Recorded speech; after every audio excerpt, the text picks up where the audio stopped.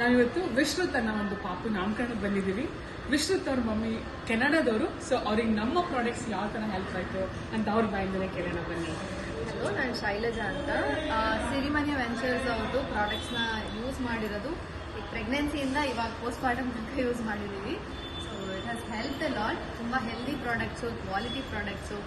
And ನನ್ನ ತಂಗಿ ಅವಾಗಲೇ ಇನ್ನೊಂದು ರಿವ್ಯೂಲ್ಲಿ ಹೇಳ್ತಾ ಇದ್ಲು. ಸೊ ನಮ್ಮ ತಲೆಯಲ್ಲಿ ಓಕೆ ಹೆಲ್ದಿಯಾಗಿ ನಮಗೆಲ್ಲ ಬೇರೆ ಕೆಲಸ ಮಾಡ್ಕೊಂಡು ಹೆಂಗೆ ಹೆಲ್ದಿಯಾಗಿರೋದು ಅನ್ನೋದೇ ಒಂದು ದೊಡ್ಡ ಕ್ವೆಶ್ಚನ್ ಮಾರ್ಕು.